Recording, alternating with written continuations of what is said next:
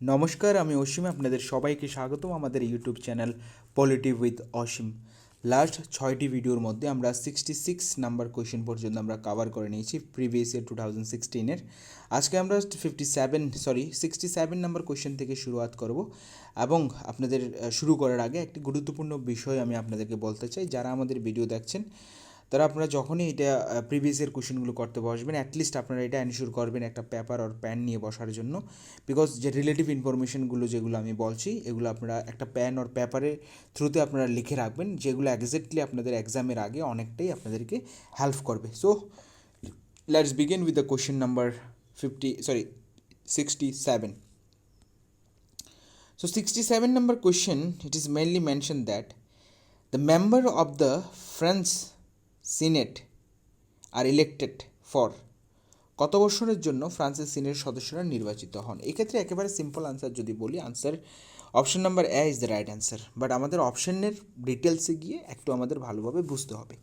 প্রথম আমি যদি বলি, ফ্রান্সের যে সিনেটের মেম্বাররা আছে তারা 6 ইয়ারের জন্য ইলেক্টেড হয়।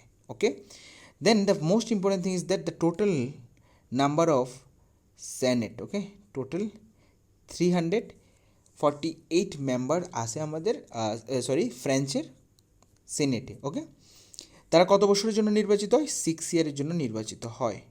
আর ফ্রান্সের সেনেটকে বলা হয় পার্মানেন্ট হাউস। কেন পার্মানেন্ট হাউস বলা হয়? রিজন ইজ দ্যাট প্রত্যেক 3 বছর পর হাফ মেম্বার কিসের হাফ? 348 মেম্বার হাফ আফটার 3 ইয়ার তারা রিটায়ারমেন্ট হয়, আবার সেম জায়গাতে হাফ মেম্বারের অ্যাপয়েন্টমেন্ট হয়। সো এই জায়গাতে রেগুলারিটিটা বজায় থাকে যে হাফ মেম্বার সিনেট থেকে বেরিয়ে যাচ্ছে এবং হাফ মেম্বার আবার অ্যাগেন রিঅ্যাপয়েন্টমেন্ট হচ্ছে। সো দ্যাটস দ্য রিজন এটাকে পার্মানেন্ট হাউস বলা হয়। তাহলে এখান থেকে ইনফরমেশন কী জানতে হবে? যে টোটাল মেম্বার কত, এবং যে সিনেটের মেম্বাররা হাফ মেম্বার, মানে যে টোটাল মেম্বারের হাফ মেম্বার আফটার ইচ 3 ইয়ার তারা রিটায়ারমেন্ট হচ্ছে, আবার সেম জায়গাতেও আপনার হাফ মেম্বার অ্যাপয়েন্টমেন্ট হচ্ছে। তিনটে ইনফরমেশন। দ্য পার্মানেন্ট হাউস এটা half member after 3 years 50% member complete their term, and at the same place half member again appoint, okay, for that place. Okay, so this is the basic information. এবার ইন্ডিয়ার সম্পর্কে একটা জিনিস আমরা study করে নিই। ইন্ডিয়াতেও কিন্তু এই যে সিনেট, ইন্ডিয়াতে আমরা বলতে পারি সেটা রাজ্যসভা। ওকে, রাজ্যসভা। ওকে, অ্যাকচুয়ালি প্যানটা ভালোভাবে কাজ করছে না, সো এই কারণে লিখতে একটু প্রবলেম হচ্ছে। সো আপনারা আমাদের ইন্ডিয়াতে সিনেট যেটা ফ্রান্সে বলছে, আমাদের ইন্ডিয়াতে সেটা রাজ্যসভার মেম্বাররাও 6 বছরের জন্য 6 বছরের জন্য অ্যাপয়েন্ট হয়। আর এর মধ্যে আমাদের ইন্ডিয়াতে কিন্তু যেটা ফ্রান্সে হাফ হচ্ছিল, ইন্ডিয়াতে এটা 1/3 মেম্বার। ফ্রান্সে এটা 50% মেম্বার আফটার ইচ 3 ইয়ার। ইন্ডিয়াতে এটা কি আপনার 1/3 member after 2 year. Okay, so this is the very much important information. Okay, ইন্ডিয়াতেও আমরা রাজ্যসভাকে পার্মানেন্ট হাউস বলে থাকি। ওকে, ফাইন, ইন্ডিয়াতেও আমরা রাজ্যসভাকে পার্মানেন্ট হাউস বলে থাকি। দেন সিনেটে যেভাবে ফ্রান্সে যেভাবে সিনেট আছে, আমাদের ইন্ডিয়াতে রাজ্যসভা আছে। রাজ্যসভাকে আমরা পার্মানেন্ট হাউস বলি। রিজন ইজ দ্যাট আমাদের পার্লামেন্টে যতজন মেম্বার আছে রাজ্যসভাতে, আজকে বর্তমানে আমাদের হাতে রাজ্যসভাতে এতজন মেম্বার আছে, এর মধ্যে 12 জন কি নমিনেটেড। ওকে, এর 1/3 মেম্বার প্রত্যেক 2 বছর অন্তর তারা কী হয়, তাদের 10 ইয়ার শেষ করে অ্যান্ড অ্যাগেন ওই প্লেসে 1/3 মেম্বার অ্যাপয়েন্টেড হয়। Okay, fine. So this is the ultimate explanation of question number 67। এবার আমরা কোয়েশ্চেন নাম্বার 68-এ যাব। China is a sleeping giant, let it sleep. Actually এই কোয়েশ্চেনটার আনসার আমার জানা ছিল না, তো আমি যখন ইনভেস্টিগেশন করলাম এটার আনসারটা জানার জন্য, তো আমি যে আনসারটা পেলাম সেটা হলো নেপোলিয়ন। ওকে, সো অ্যাকচুয়ালি কী বলছে এটার মাধ্যমে? তিনি বলছেন চায়না একটা ঘুমন্ত দৈত্য। ওকে, স্লিপিং জায়েন্ট, এবং এটাকে ঘুমোতে দাও। ওকে, একে ঘুমোতে দাও। ওকে, ঘুমাতে দাও উক্তিটি কে করেছেন? নেপোলিয়ন। অ্যাকচুয়ালি তিনি বলছেন China has lot of potential. ঠিক, ইভেন চায়নাকে তিনি ঘুমন্ত জায়েন্টের সাথে তুলনা করেছেন। বলছে চায়না যদি একবার জেগে যায়, তাহলে পুরো দুনিয়াকে একটা কম্পিটিটিভ টাফনেস দিতে পারে। আলটিমেটলি এটাই বলছে যে স্লিপিং জায়েন্ট, তাকে ঘুমাতে দাও অ্যান্ড লেট ইট স্লিপ, কারণ এটা যদি একবার যদি জেগে যায় তাহলে পুরো দুনিয়াকে একটা চ্যালেঞ্জের মুখে ফেলতে পারে বা একটা চ্যালেঞ্জ দিতে পারে, যেটা আজকে ইউএসএ ব্রিটেন করছিল বা আগের পুরো, আজকে তো চায়না আমাদের পুরো ইউএসএর সাথে একেবারে বলতে গেলে কাঁধে কাঁধ মিলিয়ে কম্পিটিটিভ সেন্সে যেটা আমরা বলতে পারি, সেটার একটা কম্পিটিশন দিচ্ছে at the global level. So এটা সিম্পল আনসার। এবার আমরা দেখবো কোয়েশ্চেন নাম্বার 69। ওকে, 69 কোয়েশ্চেন আমরা যদি দেখি, এখানে বলছে China was declare to be the people's republic of China. কবে চায়নাকে পিপল রিপাবলিক অফ চায়না কী করেছে? Right answer is 1 October 1949। Okay, but আমাদের চায়না সম্পর্কে কিছু ইনফরমেশন এখানে আমি আপনাদের একটা জিনিস দেখিয়ে দিচ্ছি। দেখুন, চায়না সম্পর্কে এখানে 3-4টি কোয়েশ্চেন আছে, 1, 2, 3। ওকে, আমি এই কোয়েশ্চেনগুলোকে আলোচনা করবো না, আমি কয়েকটা জিনিস আপনাদেরকে বলে যাব, আপনারা যদি পারেন ভিডিওকে পোজ করে লিখে নেবেন। ঠিক, দেখুন, আজকে যে বর্তমানে যে চায়নাতে যে কনস্টিটিউশন আন্ডারে চায়না কাজ করছে, সেটা হলো চায়নার 1982 কনস্টিটিউশন, আর সেটা হলো চায়নার 4th নাম্বার কনস্টিটিউশন। ফাইন, আজকে যে চায়নার যে কনস্টিটিউশনটারে কাজ করছে সেটা হলো 1982 কনস্টিটিউশন, সেটা ছিল তাদের 4th কনস্টিটিউশন। আর যখন এটা 4th কনস্টিটিউশন আন্ডারে যেহেতু কাজ করছে, দ্যাট মিনস চায়নার 1st কনস্টিটিউশনও ছিল, 2nd কনস্টিটিউশনও ছিল, অ্যান্ড 3rd কনস্টিটিউশনও ছিল। অবভিয়াসলি যেহেতু আপনার আজকে যে চায়না যে কনস্টিটিউশন আন্ডারে কাজ করছে সেটা হলো 4th কনস্টিটিউশন, আর it was created in the year 1982। So let's see, try to understand one important thing. একটু ডেটগুলো লিখে রাখতে পারেন। ফার্স্ট চায়নাতে কনস্টিটিউশন কবে হয়? আমরা দেখি যে China got the independence 1949, and their first constitution যদি বলি আমি, ইয়ারটা লিখে রাখতে পারেন 1953 first. Okay, and second one 1975, and third one 1978। Okay, so এই 3টা ডেট লিখে রাখুন, যে অ্যাকচুয়ালি এখন যে যারা হচ্ছে 4th, ফার্স্ট এটা, second 1975, and third one is 1978। So this is the factual information, all of the factual information. As well as আরও কিছু জিনিস লিখে রাখুন, বা আপনারা সবাই জানেন China is a one party system, যেখানে কমিউনিস্ট পার্টি অফ চায়নার ডোমিনেন্স চলে, এবং চায়না হলো একটি সেন্ট্রালাইজড, বলতে গেলে Democratic centralised country. China Democratic centralised country আমরা বলে থাকি। এবং চায়নার ক্ষেত্রে কি হয়, যে ডিসিশন মেকিংয়ের ক্ষেত্রে তাদের যে মেইন পলিটিক্যাল পার্টি তাদের ডিসিশন চলে, এবং মেনলি তাদের আরও একটা বডি আছে ন্যাশনাল পিপলস কংগ্রেস, যেটা অ্যাকচুয়ালি তাদের হায়েস্ট লেজিসলেটিভ বডি, যেখানে তাদের আলটিমেটলি এখানে হায়েস্ট যে the highest organs of the state power in China is, এটার আনসার যদি বলি আমরা ন্যাশনাল পিপলস কংগ্রেস, সেটা তার হায়েস্ট ডিসিশন মেকিং বডিও বলতে পারেন, লেজিসলেটিভ বডিও আপনারা বলতে পারেন। ঠিক, এবার যদি আমরা যদি বলি যে চায়না, এটা বললাম যে চায়না আপনার ডেমোক্রেটিক সেন্ট্রালিজম এর কনসেপ্টের আন্ডারে কাজ করে, এবং the full meetings of the party is call the national party Congress. অর্থাৎ যে চায়নার যে কমিউনিস্ট পার্টি আছে, এটা যে একটা ফুল মিটিং হয়, যেটাকে বলে তারা কি বলে আপনার ন্যাশনাল পার্টি কংগ্রেস বলে, যেটা which is convent Weil's in a 5 ইয়ার, 5 বছরে তারা একবার মিলিত হয়। ঠিক আছে, তো this is a very much important information, যে চায়নার যে একটা ফুল মিটিং হয়, যেটা 5 বছর অন্তর অন্তর হয়, যেটাকে বলা হয় the meeting of the party, এটাকে বলা হয় national party Congress. Okay, this is the very much important information. Okay, the national party Congress যে 5 বছর পরপর যে তৈরি হয়, ন্যাশনাল পার্টি কংগ্রেস, ওকে, এনপিসি, যে 5 বছর পরপর তৈরি হয়, sorry national, extremely sorry, national party is fine, sorry, national party Congress বলা হয়, ইয়েস, ন্যাশনাল পার্টি কংগ্রেস বলা হয়। এই যে ন্যাশনাল পার্টি কংগ্রেসের মেম্বাররা আছে, তারা কাকে সিলেক্ট করে? তারা সেন্ট্রাল কমিটিকে সিলেক্ট করে, অর্থাৎ তাদের এই যে সিস্টেমের মধ্যে সেন্ট্রাল কমিটির একটা বিশেষ গুরুত্বপূর্ণ রোল আছে। আবার এই সেন্ট্রাল কমিটি কিন্তু পলিট ব্যুরো যে হয়, তাদের যে highest kind of the political organs বলা যায়, সেখানে আপনার পলিট ব্যুরোকে সিলেক্ট করার ক্ষেত্রে সেন্ট্রাল কমিটির একটি গুরুত্বপূর্ণ ভূমিকা থাকে। যদি আমি বলি সিম্পলি, যদি বলি দ্য ন্যাশনাল পার্টি কংগ্রেস যেটা আছে, সেটা একটা মেম্বার্সরা একটা কমিটি সিলেক্ট করে, যেটাকে বলে সেন্ট্রাল কমিটি। ওকে, এবার এই সেন্ট্রাল কমিটি পলিট ব্যুরোর সদস্যদের নির্বাচন করে। So this is the very much important information, and national people congress is the highest decision making body, and the state executive like is the ক্যাবিনেটও বলা যায়, যে স্টেট কাউন্সিল, যেটাকে আমরা ক্যাবিনেট বলছি, সেটা হলো highest executive body in China. Okay, so this is very much important information, এগুলো আপনারা একটু ভিডিওটাকে পোস্ট করে লিখে রাখতে পারেন, ঠিক। এবার যদি বলি এটার আনসার তো আমরা দেখে নিলাম, এটার আনসার হলো আপনার অপশন নাম্বার এ। তারপরে যদি বলি পরের কোশ্চেন যদি বলি আমরা, দেন এই দুটো কোশ্চেন আছে কি এনে who is like who is the powerful hat of the state council in China, the premium, this is very simple thing, premium. So now we are move towards the question number 73, okay. Next question is 73, okay.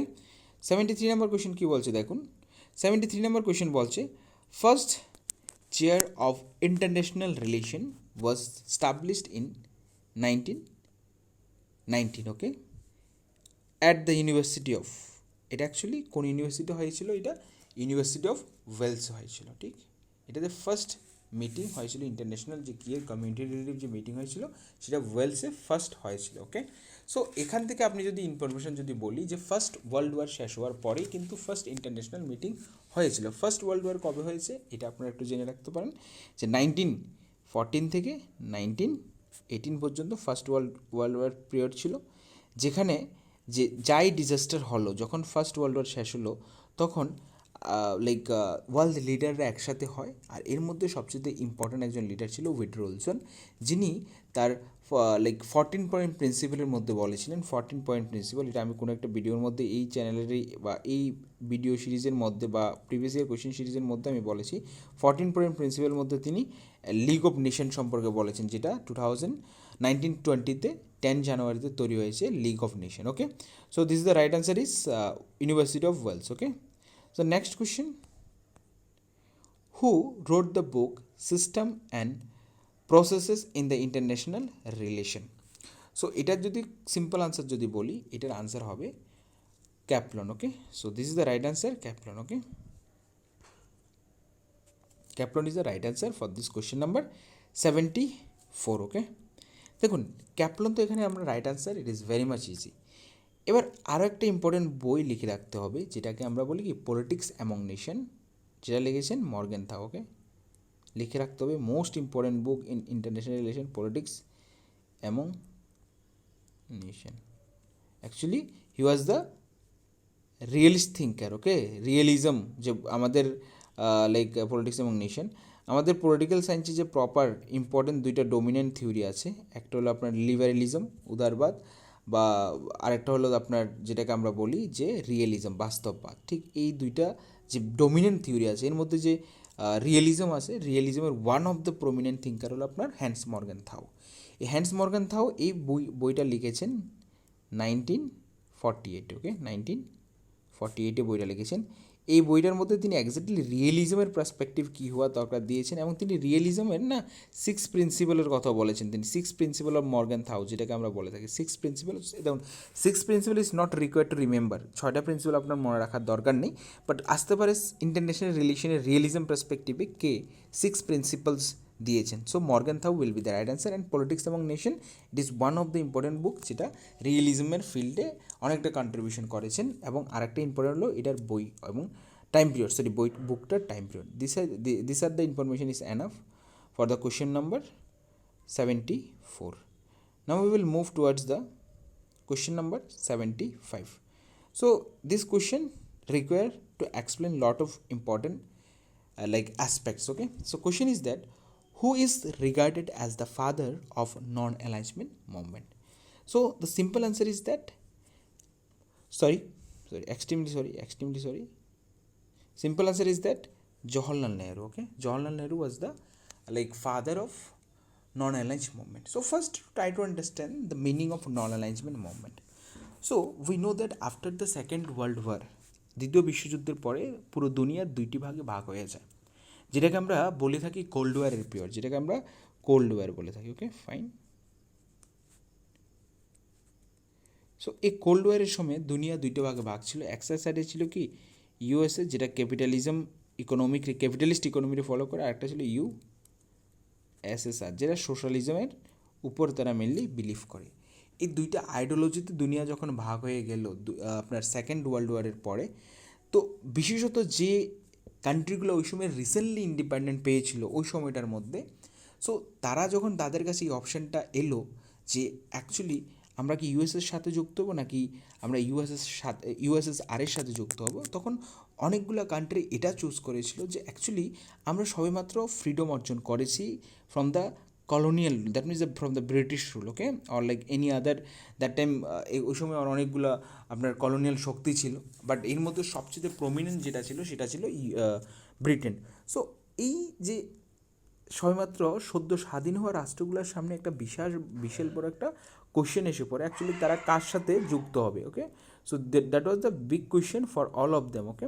So তারা যখন ভাবলো যে actually তারা কার সাথে যুক্ত হবে, so ওই সিচুয়েশনটার মধ্যে অনেকগুলো কান্ট্রি ছিল, neither they were join with the USA or neither they were join with the like USSR. তারা কি চয়েস করলো? তারা চয়েস করলো নন অ্যালাইনমেন্ট মুভমেন্ট, অর্থাৎ তারা কোনো কান্ট্রির সাথে যুক্ত হবে না।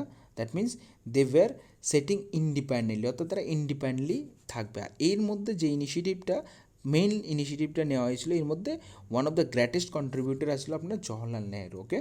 সো দ্য সিম্পলি নন অ্যালাইজ মুভমেন্ট, যেটাকে আমরা ন্যাম বলি সিম্পলি। সো এই যে গ্রুপটা ছিল, এই গ্রুপটা ছিল এই কোল্ড ওয়ারের সময় যে ওয়ার্ল্ড অর্ডার যে দুইটা ভাগে ভাগ হয়েছে, তার মিডল থেকে এমন একটা গ্রুপ ইমার্জ হলো যেটা বলছে কি না আমরা ইউএসএর সাথে যুক্ত হবো, না আমরা ইউএসএসআরের সাথে যুক্ত হবো।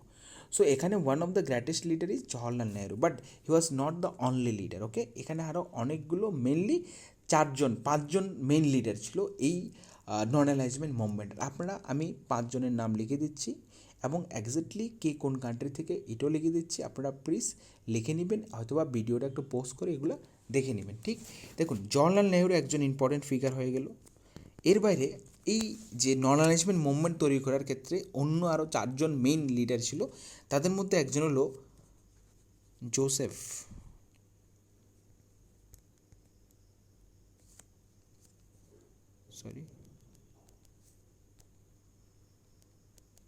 টিটো, সিম্পলি এটাকে আমরা জে বি টিটো, হ্যাঁ, J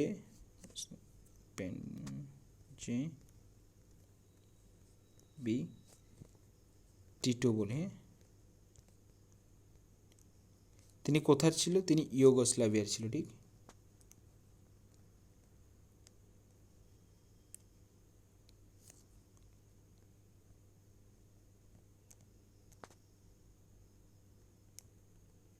Yugoslavia, okay. He was one of the important leader in the behind of or like formation of non-alignment movement. Then another important হলো গামাল আবদেল নাসের, ওকে। নাসের লিখছি আমি শর্ট ফর্মে জি Abdel Nasser, ওকে, NASSER Naser. তিনি কোথাকার ছিল? তিনি ছিলেন ইজিপ্ট, ওকে। লিখে রাখবেন 5জন মেন লিডার কে কে ছিল আসতে পারে এবং কে কোন কান্ট্রির ছিল, এটা খুবই ইম্পর্টেন্ট। আমরা দুইটা লিখে নিলাম, এক হলো টিটো ছিল আপনার ইউগোস্লাভিয়ার, আর হলো আপনার নাসের ছিল আপনার ইজিপ্টের, ওকে। আরও 2জনের নাম আমরা লিখবো, আই থিঙ্ক আপনারা লিখে নেবেন, এগুলো আমি মুছে দিচ্ছি, ঠিক আছে। আপনারা যখন এগুলো লিখবেন আপনারা পোস্ট করে লিখে নেবেন। দেন আনাদার 2 ইম্পর্টেন্ট লিডার হলো সুকর্ণ, ওকে, যেটা ইন্দোনেশিয়ার ছিল, ঠিক আছে। থার্ড ওয়ান, ওকে। 4জন, আরেকজন হলো জওহরলাল। এই 5জন ছিল মেন লিডার, হ্যাঁ, in the formation process of non alignment movement, okay. Indonesia থেকে ছিল সুকর্ণ।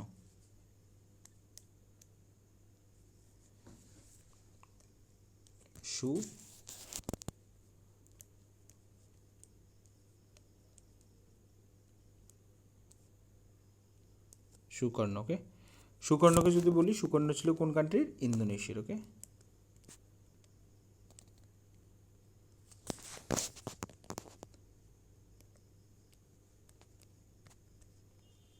ইন্দোনেশিয়া, ওকে। আর লাস্ট ওয়ান 4 অপশান যদি বলি, কি আপনার ছিল নাক্রুমা, ওকে। কে নাক্রুমা লিখতে পারেন আপনি?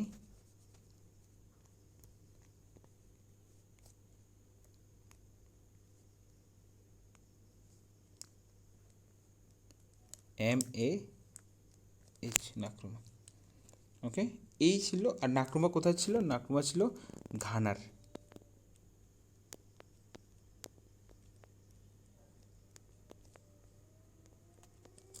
ঘানা, ঠিক। এই 4জন এবং জওহরলাল নেহরুরও 5জন ছিল main leader behind the formation of non alignment movement. Okay, আমি আবার রিডিপ করে দিচ্ছি। ইউগোস্লাভিয়া থেকে ছিল টিটো, ইজিপ্ট থেকে ছিল গামাল আবদেল নাসের, অ্যান্ড ইন্দোনেশিয়ার থেকে ছিল সুকর্ণ, ঘানার থেকে ছিল আপনার নাক্রুমা, এবং ইন্ডিয়ার থেকে ছিল Jawaharlal Nehru. And this 5 were the main important pillar of non alignment, মানে 5জনের নাম আপনি সুন্দর করে লিখে রাখবেন। এবার আরেকটা জিনিস লিখে রাখতে পারেন যে প্রথম যে অ্যাকচুয়ালি ইট ওয়াজ ফর্ম, যে নন অ্যালাইজমেন্ট, আমি নেম লিখছি, নেম,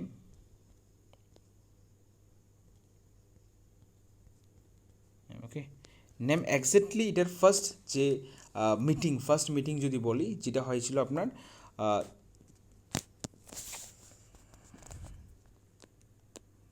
1961 এটা ফার্স্ট মিটিং হয়েছিল। সেটা হয়েছিল আপনার কোথায়, অফিসিয়ালি যে বেলগ্রেডে হয়েছিল, ঠিক, বেলগ্রেড। ফার্স্ট মিটিং বা সাবমিটও বলতে পারেন, বেলগ্রেড, ওকে, GRAD, বেলগ্রেড হয়েছিল। বাট এর যে ফার্স্ট টাইম যে এটা তৈরি করার জন্য প্রথম দিকে যে ইনিশিয়েটিভ, সেটা কিন্তু বান্দুং কনফারেন্স হয়েছিল 1955-এ। বান্দুং কনফারেন্স হয়েছিল আপনার 1955-এ। তখন এটা ডিসাইড হয়েছিল যে বান্দুং কনফারেন্স হয়, তখন এটা ঠিক হয় যে আমাদের এমন একটা অর্গানাইজেশন তৈরি করা দরকার যেটা আমাদের ওয়ার্ল্ড অর্ডারে আমাদেরকে সেফ প্রোভাইড করবে, যেখানে ওয়ার্ল্ড অর্ডার 2টি ভাগে ভাগ হয়ে যাচ্ছে, ইউএসএ আর USSR।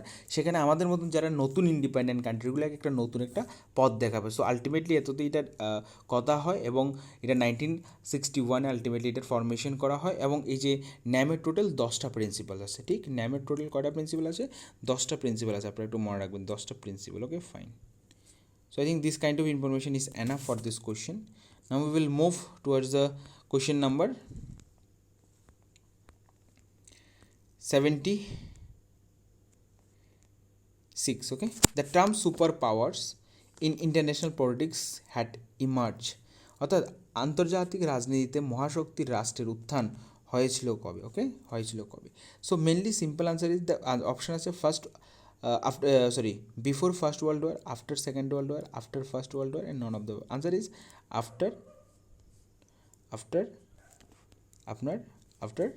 সেকেন্ড ওয়ার্ল্ড ওয়ারের পরেই, কিন্তু দ্বিতীয় বিশ্বযুদ্ধের পরেই কিন্তু এই যে সুপার পাওয়ার, ওকে, যে সুপার পাওয়ার টার্মের ইমার্জ হয়, যেখানে আপনারা যদি দেখি USSR এর মধ্যে যে কনফ্লিকচুয়াল সিচুয়েশনটা ছিল ওই পারপাসে। Okay, so I think it's enough information, যেটা আমরা জানি সুপার পাওয়ার মানে কি, হ্যাঁ, বা ইভেন আমরা কোল্ড ওয়ার পিরিয়ডটাকে আমরা যারা পড়ছি, cold war is very much important, যেটা আমরা নেক্সট কোয়েশ্চেন যদি কোথাও যদি কোল্ড ওয়ার রিলেটিভ কোনো কোয়েশ্চেন পাই, আমরা ওই সময় অ্যানালাইজ করে আমরা বলবো ওই জিনিসটা, ঠিক আছে। এবার আমরা দেখবো কোয়েশ্চেন নাম্বার, দ্য জাজ of the international court of justice are elected for the period of, কত দিনের জন্য বা কত বছরের জন্য আন্তর্জাতিক বিচারালয়ের বিচারপতিরা নির্বাচিত হন? Answer is 9। Okay, answer is 9, simple answer is 9। কিন্তু আমাদের কয়েকটা ইনফরমেশন এখানে বুঝতে হবে। কত? 9। এবার সেকেন্ড ইনফরমেশন যেটা আপনাকে বুঝতে হবে সেটা হলো 9 রাইট অ্যান্সার। কতজন বিচারপতি হতে পারেন আন্তর্জাতিক বিচারালয়ের? 15 জজ। ওকে, 15 লিখে রাখুন, 15 জজ হতে পারে। ইউনাইটেড নেশন যেটা আপনার তৈরি হয়েছে, ইউনাইটেড নেশন 24 OCT অক্টোবর 1945। ওকে, 1945।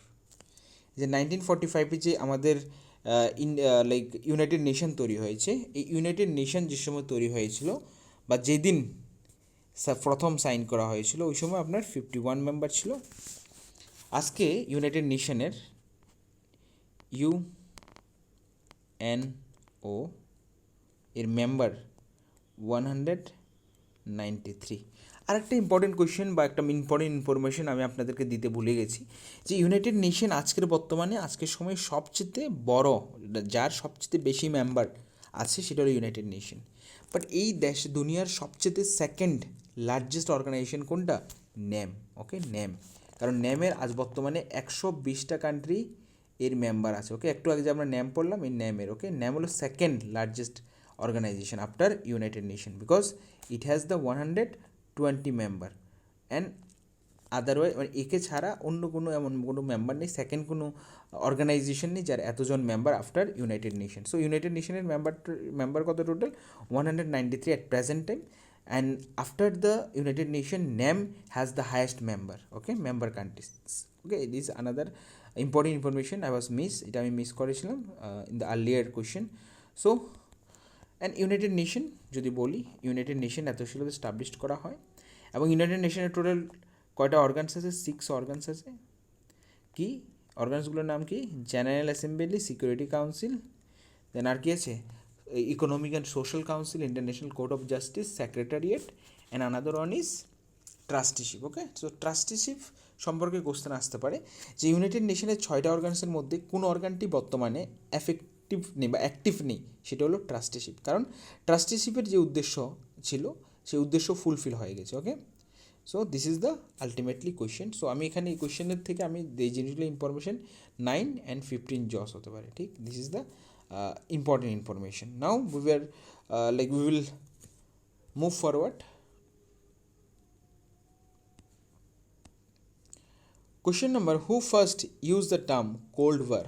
কোল্ড ওয়ার প্রথম কে ইউজ করেছে, কোল্ড ওয়ার টার্মটিকে প্রথম কে ইউজ করেছে? তো এক্ষেত্রে আপনার রাইট অ্যান্সার হবে বার্নার্ড বারুচ। ওকে, যে এই কোল্ড ওয়ার টার্মটিকে প্রথম ইউজ করেছিল। বাট এই কোল্ড ওয়ার টার্মটিকে দুইটা নাম আপনার মনে রাখতে হবে। একজন হলো কি কোল্ড ওয়ার নামটিকে কে আপনার ফার্স্ট ইউজ করেছিল, who first time use the terms cold war, as well as এটাকে কে পপুলার করেছে। এই যে কোল্ড ওয়ার টার্মটাকে কে পপুলার করেছে, এই দুইটা জিনিস ইনফরমেশন আপনার কাছে রাখতে হবে। ওয়াল্টার লিপম্যান ছিল, ঠিক। অ্যাকচুয়ালি এটা দিয়েছে কে আপনার Bernard Baruch, he was the journalist ছিল। সে একটা স্পিচের মধ্যে 1947 or 48 একটা স্পিচের মধ্যে প্রথম তিনি এই যে সিচুয়েশনটাকে, যেখানে অ্যাকচুয়ালি ওয়ারের মতন কিছু হচ্ছে না, যেখানে কোনো যুদ্ধ নেই, বাট স্টিল একটা যুদ্ধ একটা যে অ্যাটমসফিয়ার তৈরি হয়ে রয়েছে ওয়ার্ল্ড সার্কিটে, সেটাকে তিনি কোল্ড ওয়ার বলেছেন, ঠিক। আর এই টার্মটাকে পপুলার করেছেন। দুইটা নাম খুবই ইম্পর্টেন্ট, একটা কে দিল আর একটা হলো এবার যেহেতু জিজ্ঞেস করেছে কি কোল্ড ওয়ার টার্মটা কে দিয়েছেন, বার্নার্ড বারুচ, নেক্সটবার জিজ্ঞেস করতে পারে এই টার্মসটা কে পপুলার করেছিল, ঠিক। Walter ALTER Walter Lippmann. ওকে,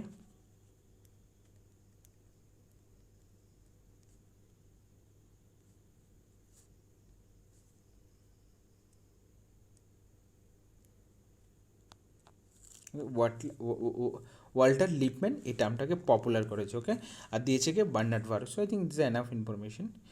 দুইটা জিনিস এই কোশ্চেনের থ্রুতে আপনারা জেনে রাখলেন। এবার আমরা কোশ্চেন নাম্বার দেখব।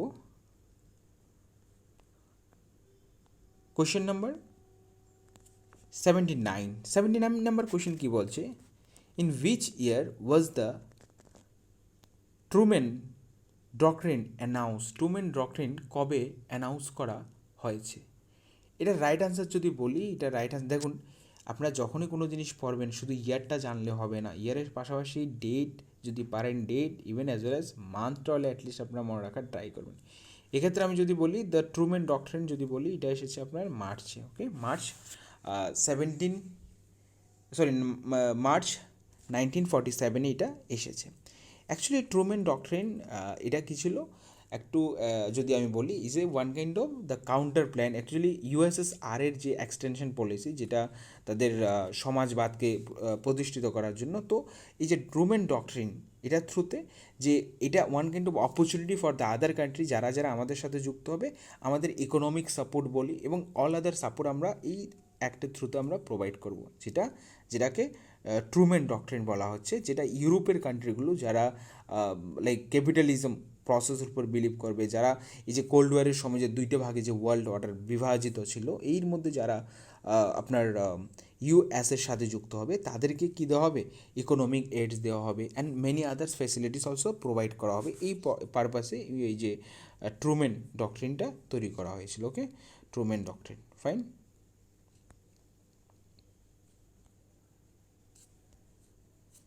This is very important organization. United nation সম্পর্কে আমরা একটু আগে পড়েছি যে the executive organs of the united nation executive organs মানে কি, যারা তাদের প্ল্যানটাকে ইমপ্লিমেন্ট করছে বা ডে টু ডে লাইফে লাইক বেসিসে কাজ করছে। সো এটাকে executive organs of the united nation. এখানে সিম্পল আনসার হবে office of the secretary general. আমরা একটু আগে আলোচনা করেছি ইউনাইটেড নেশন টোটাল 6 অর্গানস আছে: general assembly, security council, and then financial and social economic council, international court of justice and trusteeship, and the office of the secretary general. Also these are the 6 organs of the United Nations. Okay, so এখানে কি বলছে executive branch কি, executive branch হলো আপনার office of the secretary general. Okay fine, then we will move towards the question number 81। Okay 81 question number কি বলছে আমরা এটা একটু দেখব। ওকে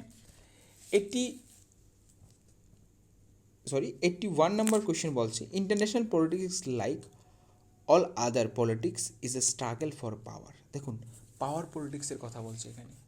সো ইন্টারন্যাশনাল পার্সপেক্টিভে যে দুইটা প্রমিনেন্ট থিওরি আছে, আমি বারবার বলছি দুইটা প্রমিনেন্ট থিওরি আছে, এই দুইটা প্রমিনেন্ট থিওরিকে আপনি যদি ভালোভাবে যদি পড়েন দেখবেন যে পাওয়ার পলিটিক্সের কথা যেই থিওরিটা সবচেয়ে বেশি বলছে সেটা হলো আপনার রিয়েলিজম।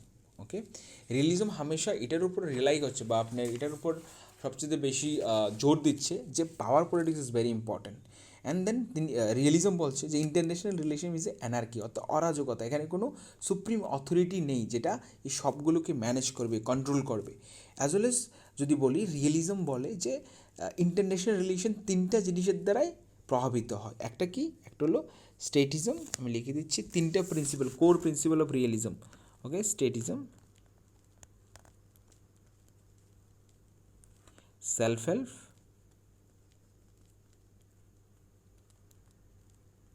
और সার্ভাইভাল। ওকে এই তিনটে হলো কোর প্রিন্সিপাল। কিসের কোর প্রিন্সিপাল? আপনার রিয়েলিজমের core principal. As well as realism power পলিটিক্সের উপর সবচেয়ে বেশি জোর দেয়। রিয়েলিজম বলে যে international relation is all about kind of power politics. Okay so এই কথাটা কে বলেছেন আমরা যদি দেখি এখানে যে থিঙ্কারগুলো আছে এর মধ্যে রিয়েলিজমের founder one kind of the politics among nation যে বইটা লিখেছে তার মধ্যে তিনি international politics like all other politics is a struggle for power বলেছেন। কে বলেছেন? Morgenthau. Okay Morgenthau is the right answer. Okay now we will move towards the question number 82। 82 number question কী বলছে একটু ভালো করে আমরা আগে কোশ্চেনের কেটে বুঝিনি। ওকে ভেরি সিম্পল কোয়েশ্চেন যে আমরা যারা আমাদের সাথে আছেন আমরা অলরেডি বলেছি যে প্রত্যেক বছর আপনার হেডকোয়ার্টার থেকে বিভিন্ন কিয়ের হেডকোয়ার্টার থেকে কোয়েশ্চেন কিন্তু আসে। ধরো আপনার ইউনেস্কো, এবার ধরো আপনার ILO, then UNICEF, then UNDP, হ্যাঁ এগুলোর থেকে কিন্তু কোয়েশ্চেন কন্টিনিউয়াসলি আসছে। So the headquarters of the ILO, কোথায় আইএলওর হেডকোয়ার্টার? আইএলওর হেডকোয়ার্টার হলো জেনেভাতে। Okay Geneva is the right answer. But আইএলওর ফুল ফর্ম কি? ইন্টারন্যাশনাল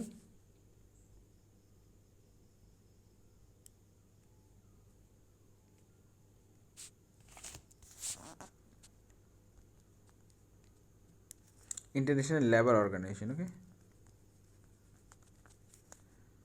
আমি তাড়াতাড়ি করে লিখে দিচ্ছি, সময়ের একটু গিয়েছে। International labour organization. দেখুন একটা ইনফরমেশন পেয়ে গেলেন, তার ফুল ফর্ম কি। দ্বিতীয় ইনফরমেশন এটা কবে এস্টাবলিশড হলো একটা। আর একটা ইনফরমেশন আপনি লিখে রাখুন যে এই যে আইএলও ইজ দ্য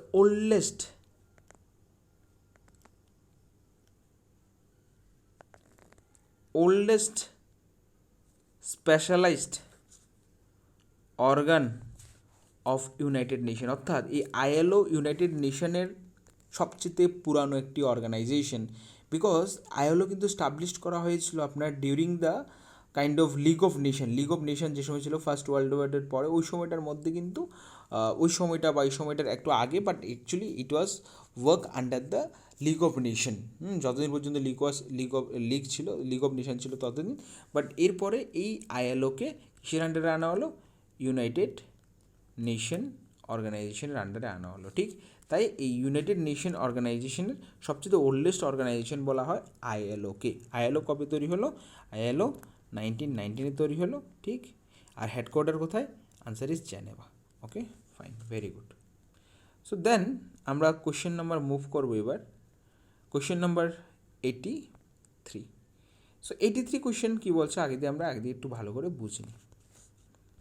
83 নম্বর কোয়েশ্চেন বলছে, in ancient India who first develop the concept of power politics. কি অসাধারণ কোয়েশ্চেন যে অ্যানশিয়ান্ট ইন্ডিয়ার সময় কে পাওয়ার পলিটিক্স নিয়ে কথা বলেছে।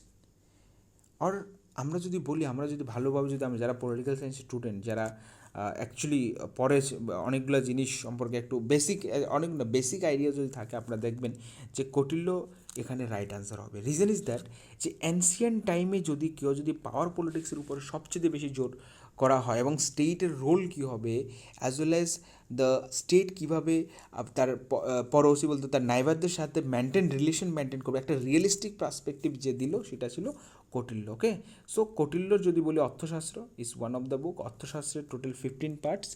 হ্যাঁ, দেন আনাদার ইম্পর্টেন্ট ইনফরমেশন যদি বলি যে কৌটিল্যের যে ইম্পর্টেন্ট থিওরি, যে আপনার যে সপ্তম থিওরি, 7 এলিমেন্টস, যেটা তিনি বলেছেন যে একটা স্টেটের 7টা উপাদান থাকবে। সো এই সপ্তম theory very much important. Mandala theory is very much important. আর হিজ লাইক দ্য রিয়েলিস্টিক সোচ, যেটা অ্যাকচুয়ালি কোনো একটা স্টেটকে তার ডোমিনেন্স ক্রিয়েট করার জন্য very much important. Okay, so for this question, the power politics, Kautilya is the right answer. Okay, Kautilya is the right answer. Then we will move towards the question number, who is the prophet of the Indian nationalism? So এখানে একবারে বোঝার তেমন কিছু নেই, এখানে Bankimchandra Chattopadhyay is the prophet, or like ভারতীয় জাতীয়বাদের প্রবক্তাকে বঙ্কিমচন্দ্র চট্টোপাধ্যায়। আমরা যদি রামমোহন রায় সম্পর্কে যদি বলি, তিনি ছিলেন father of modern India, because তিনি উইমেন এডুকেশন থেকে শুরু করে upliftment of the like various section of the society তিনি অনেক কাজ করে গিয়েছেন।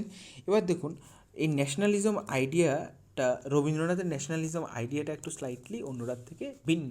ইভেন রবীন্দ্রনাথের ন্যাশনালিজম যখন আমরা পড়ব, তিনি আপনার একটা জিনিস রিয়েলাইজ করবেন, তিনি ন্যাশনালিজমের যে কনসেপ্টটা তাকে তত ভালোভাবে তিনি সাপোর্ট করেন না। কে সাপোর্ট করেন না? রবীন্দ্রনাথ ট্যাগর, বিকজ তিনি ছিলেন বিশ্ব বন্ধুত্ববাদী একজন থিঙ্কার, যেটাকে আমরা কসমোপলিটানিজমও বলি, আবার অন্যান্যভাবে আমরা ইউনিভার্সালিস্টও বলি, ইউনিভার্সাল থিঙ্কার। ওকে, ইউনিভার্সালিস্ট। ওকে, ইউনিভার্সালিস্টও বলি। তিনি বিশ্ব বন্ধুত্ববাদের বিশ্বাস করেন। তিনি বলেন যে এই যে আমাদের মধ্যে যে ন্যাশনালিজমের যে ভাবনা, এটা আমাদের থট প্রসেসকে কী করে দেবে? সংকোচ করে দেবে। অর্থাৎ তিনি অ্যাকচুয়ালি বলতে গেলে রবীন্দ্রনাথ ন্যাশনালিজম কনসেপ্টটাকে তেমনভাবে বিশ্বাস করতেন না, এবং তিনি ন্যাশনালিজম কনসেপ্টেরই ওয়ান কাইন্ড অফ অপোজিশন ছিলেন। তিনি বলেন যে আমাদের মধ্যে একটা বিশ্ব বন্ধুত্ববাদ আনতে হবে, যেটা একটা পুরো বিশ্বকে একসাথে করে রাখবে। এই যে আমাদের মধ্যে যে সংকীর্ণতার ভাব, তিনি বলেছেন যে nationalism it is only related to any particular geographic entity. Ultimately আমরা যদি কনক্লুড করি যে রবীন্দ্রনাথের nationalism is totally different from other Indian thinker, because he was not properly support the nationalism concept, especially the European nationalism concept. এবং তিনি বলেছেন যে যে ন্যাশনালিজমের যে কনসেপ্ট আছে, এটা actually European based nationalism concept, যেখানে একটা ম্যাটেরিয়ালিস্টিক সোচ, যেখানে একটা লাইক উগ্রতাবাদীর একটা সোচ, যেখানে তাদের ডোমিনেন্স কায়েম করার জন্য একটা সোচ, যেটা আমাদের বিশ্ব বন্ধুত্ববাদ ডেভেলপ করার ক্ষেত্রে একটি বাধা হয়ে দাঁড়াবে। So now we will move towards the question number 85. Okay, 85 question number কী বলছে আমরা একবার দেখিনি। The Kautilya's mention how many elements of the state, অর্থাৎ কৌটিল্য রাষ্ট্রের কয়টি উপাদানের কথা উল্লেখ করেছেন। This is very much important question are a very much easy question also. ঠিক, রিজন ইজ দ্যাট কৌটিল্য কয়টি স্টেট এলিমেন্টের কথা বলেছেন? Answer is simple, 7. ওকে, এখন আমাদের এটা বুঝতে হবে যে 7 এলিমেন্টকে তিনি বলেছেন, কৌটিল্য বলেছেন একটা স্টেটকে চালানোর জন্য এই 7টা এলিমেন্টের খুবই দরকার বা ইম্পর্টেন্ট। এই 7টা এলিমেন্ট কী কী? আপনারা যদি থাকেন বা আপনারা যদি একটু প্যান অর পেপারে লিখেন, না আমি লিখে দিচ্ছি 7টা যে এলিমেন্ট যেগুলো একটা স্টেট ফরমেশনের ক্ষেত্রে খুবই ইম্পর্টেন্ট। বাট এখন যে আমাদের মডার্ন স্টেট ফরমেশনের যে সিস্টেম আছে, সেখানে আমাদের 4টা জিনিসের ইম্পর্টেন্স বা 4 elements is required to form the modern state. এই যে 4টা এলিমেন্ট কি মডার্ন স্টেট ফরমেশনের ক্ষেত্রে? একটা হলো কি আপনার territory, population, as well as government and sovereignty. অর্থাৎ এই 4টা elements is very much, or like these 4 elements are very much necessary to form the modern state. But according to Kautilya, there were 7 elements. Okay, 7 এলিমেন্টগুলো কি কি একটা একটা করে লিখে দিচ্ছি, আপনারা লিখে নিন। স্বামী, ফার্স্ট ওয়ান ইজ স্বামী, সরি, ফার্স্ট ওয়ান ইজ স্বামী। ওকে, স্বামী। Second one is Amartya,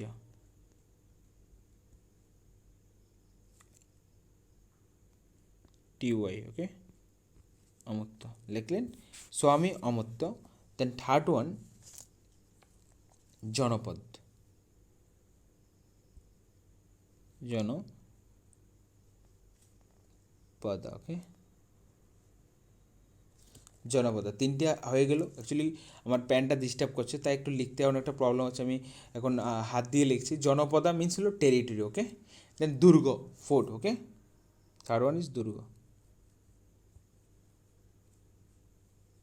third one is দুর্গ। ওকে, কী লিখলাম, সরি, ফোর্থ ওয়ান ইজ দুর্গ।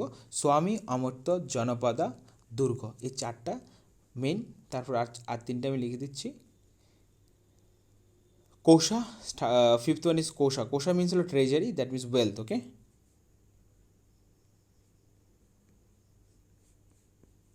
কোষা, ফিফথ ওয়ান ইজ কোষা, ফাইন, কোষা। তারপরে কি, দণ্ড। দণ্ড কত নাম্বার, 6 ওয়ান ইজ দণ্ড, ফাইন। দণ্ড মিনস কি, that means the army, like punishment system. And 7 one is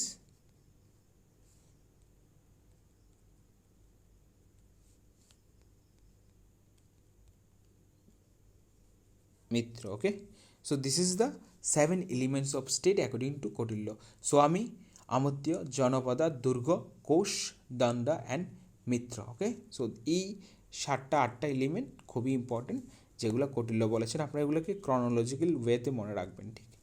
so তারপরে যদি দেখি আমরা কোয়েশ্চেন নাম্বার,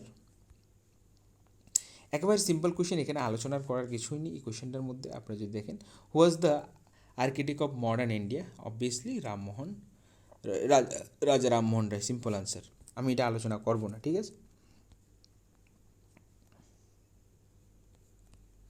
তারপরে কোয়েশ্চেন দেখি, who form the radical democratic party? So এক্ষেত্রে রেডিক্যাল ডেমোক্রেটিক পার্টিকে তৈরি করেছেন, রেডিক্যাল ডেমোক্রেটিক পার্টি তৈরি করেছেন আমাদের M N. Roy, Manabendranath Roy. Okay, M N. রয়ের ফুল ফর্ম কি, মানবেন্দ্রনাথ রয়। এই যে democratic party, Manabendranath Roy. Okay, right answer is Manabendranath. এই ডেমোক্রেটিক পার্টি, যে রেডিক্যাল ডেমোক্রেটিক পার্টিটা তৈরি করেছেন 1940, আমি যদি ভুল না করি, 1940-তে তিনি এই পার্টিটি, পলিটিক্যাল পার্টিটি তৈরি করেছেন।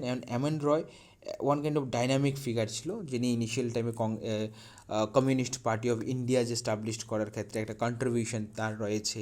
অ্যাজ ওয়েল অ্যাজ তিনি ইন্ডিয়ান ন্যাশনাল কংগ্রেস একটা সময় জয়েন হয়েছে। পরবর্তীতে তিনি এখান থেকেও বেরিয়ে তিনি স্বতন্ত্র একটি নিজস্ব একটি সিস্টেম বিল্ড আপ করেছেন। So this all are the very much important information regarding the M N. Roy. M N. Roy আপনাদের সিলেবাসও আছে, তো ওইখানে আপনি ডিটেলসে এই এম.এন. রয় সম্পর্কে আপনারা পড়বেন। সো আজকের জন্য লাস্ট কোয়েশ্চেন আমি করব, question number 88। Okay, question number 88, and that will be the last question for today session. Okay, দেখুন 88 কোয়েশ্চেন কী বলছে, who declare I am not a socialist not because I think it is a sorry I am a socialist I am a socialist not because I think it is a perfect system but half a loaf is better than the no bread. তিনি বলছেন তিনি I am a socialist, but তিনি socialist কিন্তু এই কারণে নয় যে ইট is a perfect system, যে সোশ্যালিজম যে একেবারে পারফেক্ট সিস্টেম এর জন্য তিনি যে সোশ্যালিজম, অ্যাকচুয়ালি এই বিষয়টা এমন না।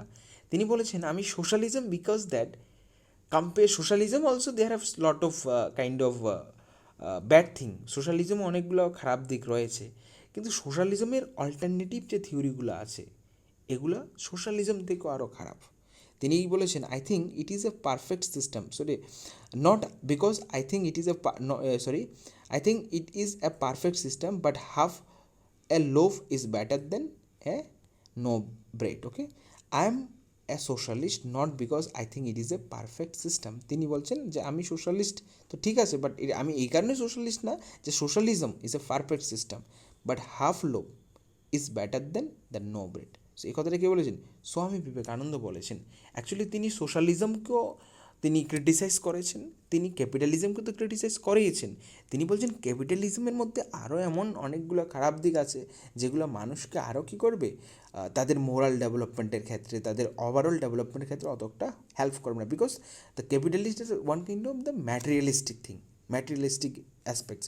বাট সোশ্যালিজমকে তিনি বলেছেন is a materialistic, there like lack of morality, all other things, but still তিনি বলছেন যে সোশ্যালিজমটা slightly it is a better than capitalism, simply বলতে গেলে। তাই তিনি বলেছেন যে হাফ অ্যা লোভ ইজ বেটার দেন নো লোভ, ওকে, মানে যেটাই আছে দুইটার মধ্যে আমাদের সোশ্যালিজমটা তারপরও কিছুটা অংশ হলো ঠিক আছে, এই অ্যাকসেপ্টে তিনি এটাকে অ্যাকসেপ্ট করেছেন। সো আজকের জন্য আমাদের 7 নাম্বার যে ভিডিও প্রিভিয়াস ইয়ার কোয়েশ্চেন আমরা অ্যান্ড করব। আগামীকাল থেকে আমরা পরবর্তী যে কোয়েশ্চেন নাম্বার 89 থেকে আমরা শুরু করব। সো যারা আমাদের ভিডিও দেখছেন আপনারা আমাদের সাথে থাকবেন এবং দেখবেন আমাদের ভিডিওগুলো, because it's very much important session for all the people or all the students, those who are preparing for the STPGT political science, because previous year question এমন একটা জিনিস যেটা আপনাদেরকে আলটিমেটলি একটা আপনাদের প্রিপারেশনের শেপ দিবে। সো আমি আশা রাখছি আপনার এই ভিডিওটা দেখবেন পরবর্তী সময় হোক বা আপনাদের যে সময় হয়। সো সবাইকে আবারও নমস্কার এবং পাশে থাকবেন। সবাইকে নমস্কার, ধন্যবাদ।